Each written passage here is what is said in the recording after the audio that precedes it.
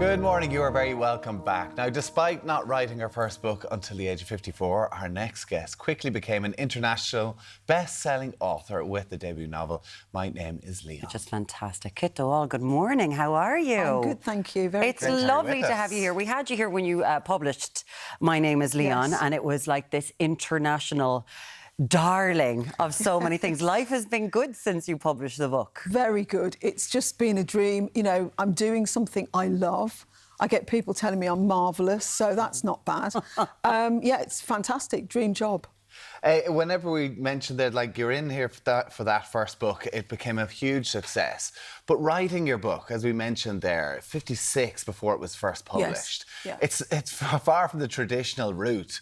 How do you think it served you, though, doing it later on in life? I'm glad I didn't do... I mean, there's loads of really great authors that can publish young. I was not one of them. I would have been full of shite. The book wouldn't have been very good.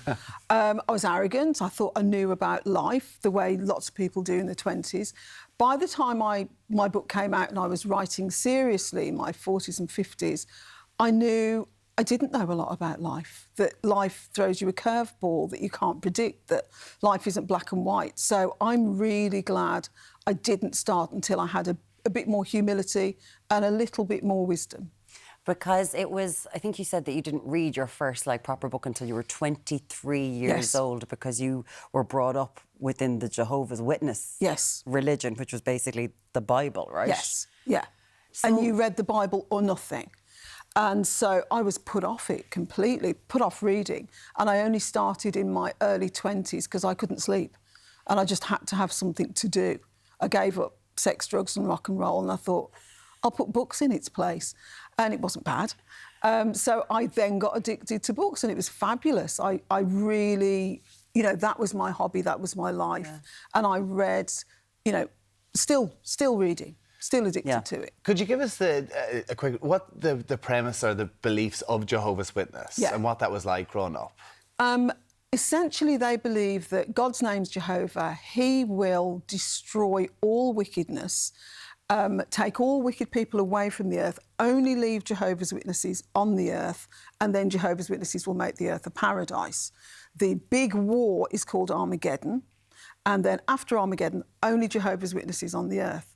That, I was told when I was a child, was going to happen in 1975, when I was 15. So all of my childhood was, you will live after 15 if you're a saint. I was not a saint by any means. I was filching money out of my dad's pocket. I was having the odd fag. So I thought, I will die at 15.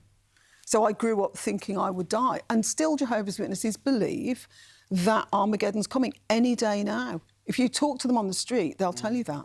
What's that like as a young person growing up in a school environment? Well, you can't join in. So you can't join into anything. No Christmas, no birthdays, no Easter, nothing. You're very separate from whatever's going on.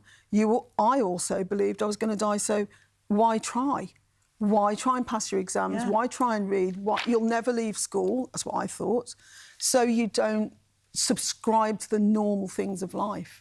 And then when it didn't happen, because this is your mother was a Jehovah's Witness, she's from Ireland. When it didn't happen, when you're 15, are you going, hold on a second now, well, I can do whatever I want? No, well, no, because I thought it was late. So just late? It was late. Okay. They got the year wrong. Not that the religion was wrong, it was the year. So I thought, OK, it hasn't happened in 75, so it might happen in 76, 77, 78. So I thought I was going to die, so I had to pack in the badness. Why get hung for a sheep as a lamb? So I was thinking, I'm going to die for having the odd fag. I might as well die for having a lot more.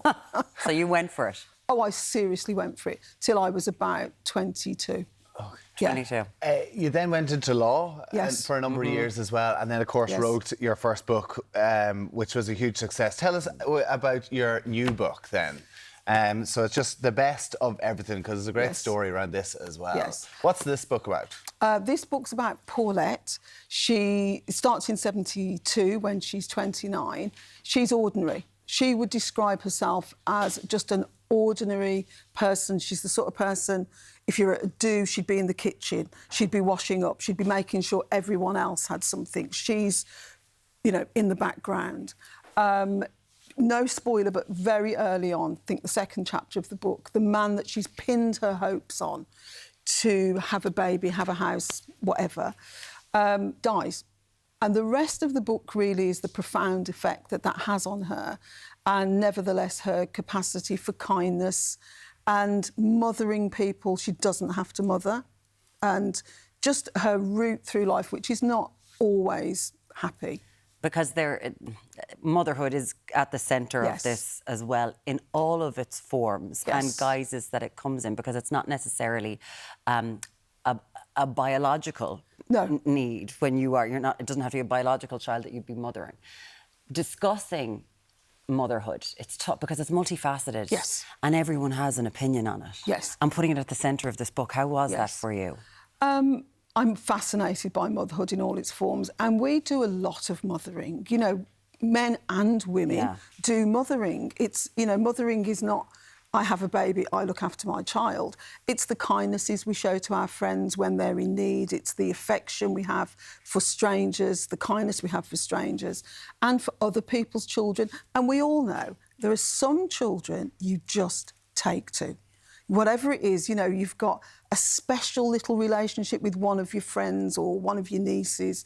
And I'm fascinated by that, how there's sort of connection. You can't put your finger on it, you don't know why, but you look at some children, you go, I like you. Something about it. And that's really what the book is about. Yeah. And there's something about parenting as well, though. I might be listened to some of our text messages. People are very opinionated. Very. In parenting. And to write a book about that as well, you're kind of throwing yourself out there potentially as well to be because everyone does believe, oh, why is that child doing that? You know, the child that's misbehaving in the supermarket, if it was mine, I'd do X, Y, Z. Yeah. When it's yours, you don't do X, Y, Z. So it's that thing between the disjoint between what you think should happen and what you think you'll do. Then you have children, that's different. And all situations are different when it comes to motherhood. There's something fascinating about this book that we, like, when we read this, we were like, how do you do this? It was a different book. Yes. And you threw it out. Yes. You threw out a whole book. Yes. I wrote a book and there were 6 main characters and it was 6 voices in this book. And I finished it and, you know, it wasn't bad, but I tell you, it was not right either. I knew it wasn't right.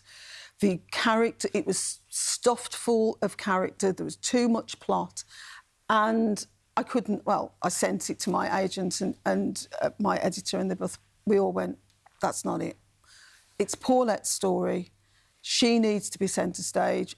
Throw out 3/4 of it and start again. Brutal. Oh, how brutal. No, it was brutal. So how long had gone into that book? 2 years.